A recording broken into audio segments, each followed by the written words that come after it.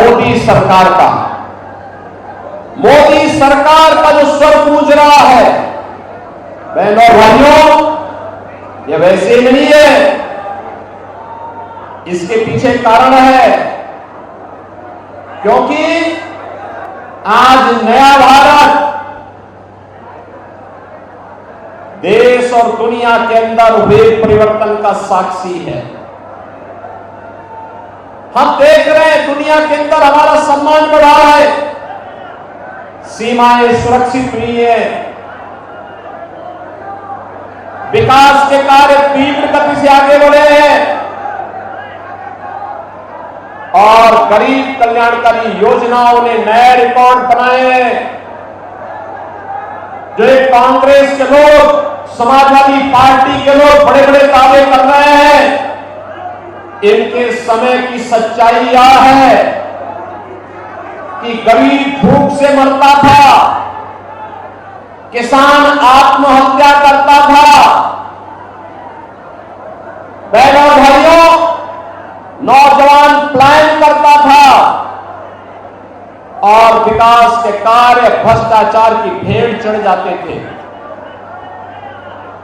आप याद करिए, आज मोदी जी के नेतृत्व में 10 वर्ष के अंदर जो परिवर्तन देखने को मिला है, पिछले 4 वर्ष से 80 करोड़ लोग देश के अंदर फ्री में राशन की सुविधा का लाभ प्राप्त कर रहे हैं। पिछले 10 वर्ष के अंदर आपने देखा होगा, आयुष्मान भारत योजना के अंदर 60 करोड़ लोगों को 5 लाख रुपए की स्वास्थ्य बीमा की सुविधा उपलब्ध करवाई गई। बहनों और भाइयों, 50 करोड़ गरीबों के जनधन अकाउंट खोले गए, 12 करोड़ किसानों को किसान सम्मान निधि का लाभ प्राप्त हो रहा है, 12 करोड़ घरों में शौचालय भी बने हैं, 10 करोड़ घरों में उज्ज्वला योजना का सिलेंडर भी पहुंच गया है और बहनों और भाइयों, 4 करोड़ गरीबों के मकान भी बन गए हैं। आप मुझे बताइए, ये जितना कुछ मोदी जी ने दिया है, क्या इसमें किसी का चेहरा देखकर जाति पूछ करके दिया गया क्या? नहीं, इसका एक ही पात्रता का आधार था और वह था सबका साथ और सबका विकास। बहनों भाइयों, बिना भेदभाव के शासन की योजना का लाभ कैसे किया जाता है, यह उदाहरण मोदी जी ने प्रस्तुत किया। गांव को, गरीब को, किसान को, नौजवान को, महिलाओं को, और यह भी कहा है भारतीय जनता पार्टी तीसरी बार आएगी, राशन की योजना जारी रहेगी, किसान सम्मान निधि की योजना जारी रहेगी। बचे हुए लोग जितने भी हैं, उन लोगों को भी मकान की सुविधा उपलब्ध कराएंगे, एक मकान उपलब्ध करवाएंगे। और बहनों और भाइयों, सरकार ने यह भी आश्वासन दिया है, मोदी जी ने यह भी आश्वासन दिया है कि भारत के अंदर 100% सिचुएशन के लक्ष्य की ओर ले जाने की दिशा में आगे बढ़ना है, क्योंकि भारत को आत्मनिर्भर और विकसित भारत बनाना है। बहनों और भाइयों, एक तरफ भारतीय जनता पार्टी नेतृत्व की मोदी जी की सरकार और दूसरी तरफ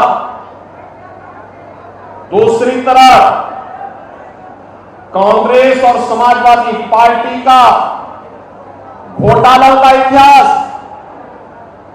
जब इनकी सरकारें थी, इनके कारनामे जग जाहिर हैं। कौन नहीं जानता इनके कारनामों को? इन्होंने कोई जगह नहीं छोड़ी थी लूट खसोट करने की। हर जगह इन्होंने लूट खसोट के एक नए कीर्तिमान बनाने का काम किया था। बहनों और भाइयों, आज इसीलिए मैं आपके पास बाराबंकी में आया हूं, बाराबंकी लोकसभा सीट पर आया हूं आपसे कहने के लिए कि भारतीय जनता पार्टी आज देश के अंदर सम्मान भी दिलाने का काम कर रही है, सुरक्षा भी दिलाने का काम कर रही है। विकास के बड़े बड़े कार्य, हाईवे, रेलवे, मेट्रो, एक्सप्रेसवे, हर घर नल की योजना, 1 डिस्ट्रिक्ट 1 मेडिकल कॉलेज, और यही नहीं, AIIMS, IIT, IIM, IIIT, NIT जैसे संस्थान भी बनाने का काम कर रही है।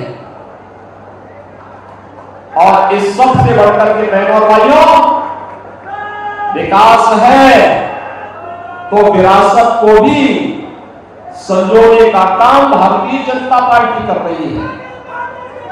आप मुझे बताइए,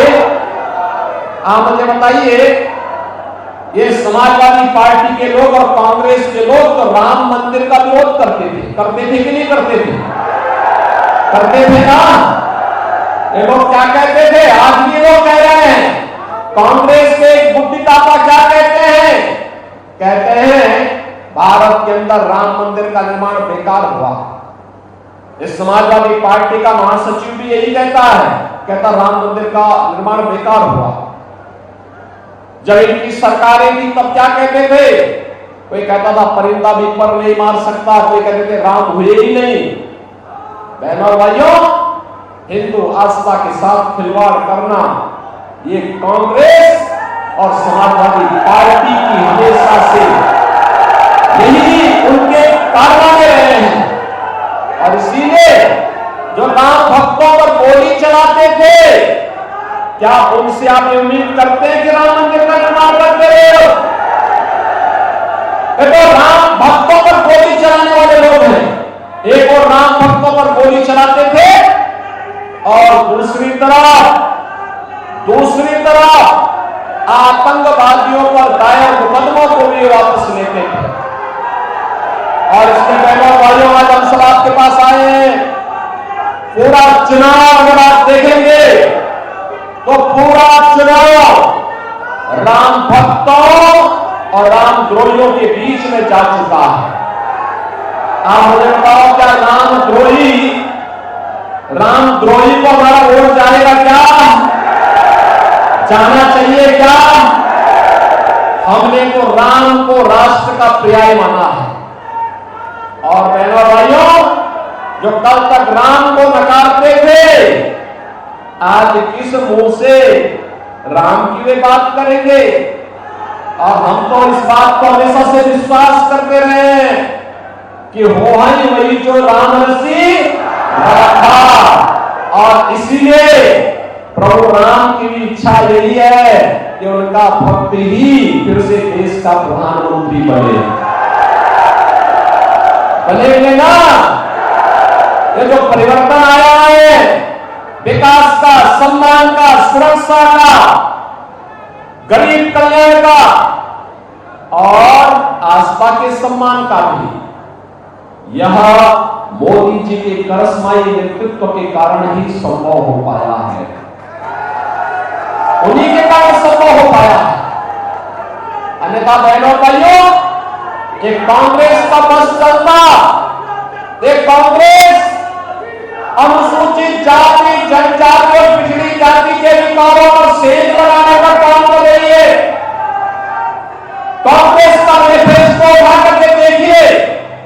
कांग्रेस का मैनिफेस्टो कहता है, और जब ये सत्ता में थे तब भी इन्होंने जो कारनामे किए थे 2004 से 2014 के बीच, कांग्रेस के प्रत्याशी से पूछना चाहिए, क्या यह सच नहीं है कि जस्टिस रंगनाथ मिश्रा की कमेटी कांग्रेस की सरकार ने गठित की थी, और उस कमेटी ने जो रिपोर्ट दी उसके अनुसार अनुसूचित जाति, जनजाति के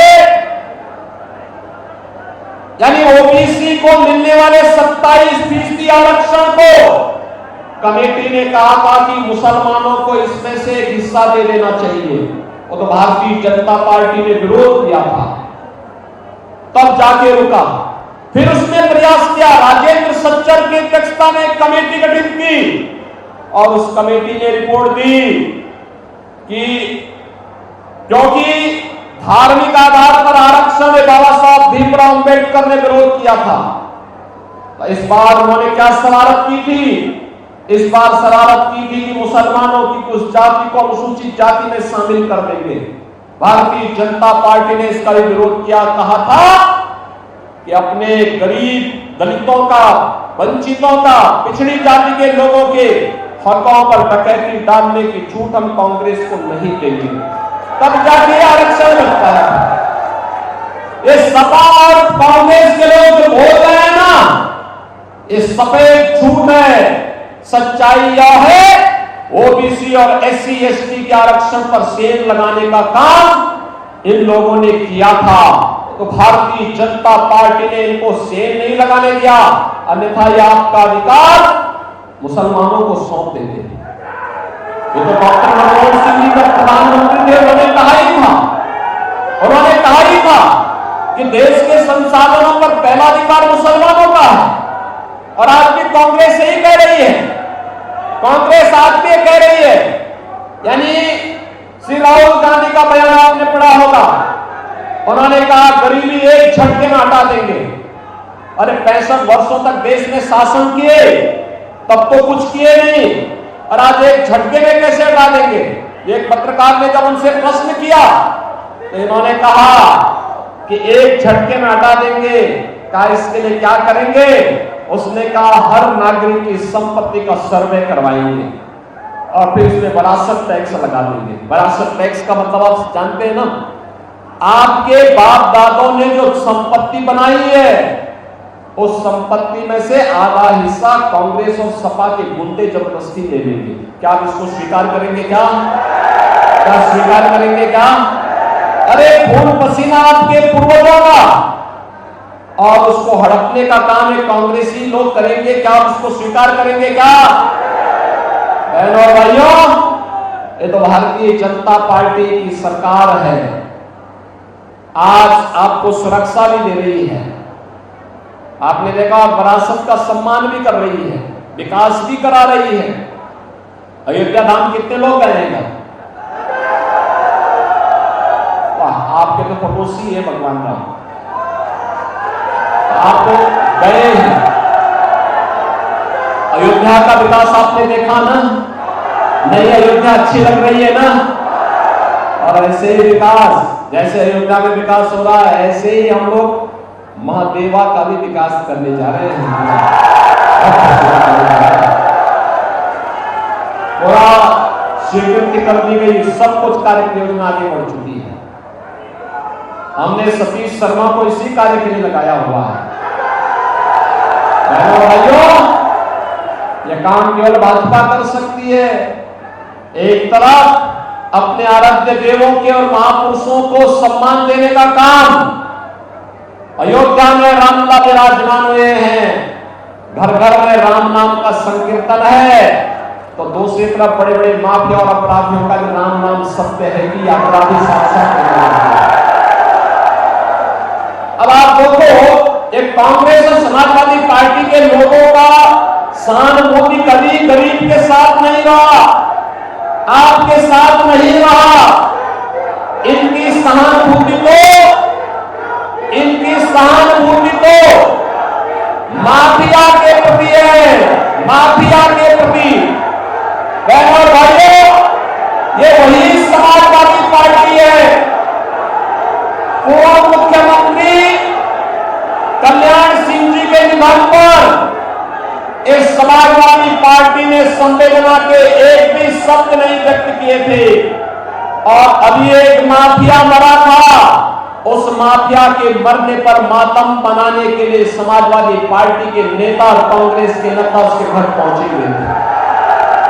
इनकी सहानुभूति गांव के लिए नहीं, गरीब के लिए नहीं, किसान के लिए नहीं, नौजवान के लिए नहीं, महिलाओं के लिए नहीं, बेटियों की सुरक्षा के लिए नहीं, इनकी सहानुभूति तो माफियाओं के प्रति है, आतंकवादियों के प्रति है। और जिन लोगों ने आपकी सुरक्षा में सेल लगाया है, जिन लोगों ने आपकी आस्था के साथ खिलवाड़ किया है, जिन लोगों ने आपको विकास से वंचित किया है, ये चुनाव उनको जवाब देने का सर्वोत्तम माध्यम है। और इसीलिए मैं आपसे अपील करूंगा, एक कांग्रेस और सपा का जो इंडी गठबंधन है, इसकी जमानत जब्त करवा दीजिए। जमानत जब्त करवाएंगे, लेकिन पंचम चरण में आपको ही वोट देना है। श्रीमती राजरानी रावत जी को भारतीय जनता पार्टी और एनडीए ने अपना प्रत्याशी बनाया है। उनको विजयी बना के भेजेंगे, घर घर जाना होगा, जाएंगे, एक एक वोट को कमल खिलाने के लिए आह्वान करना होगा, करेंगे, सभी लोग सहयोग करेंगे। तो फिर मेरे साथ बोलेंगे, भारत माता की, भारत माता की, भारत माता की।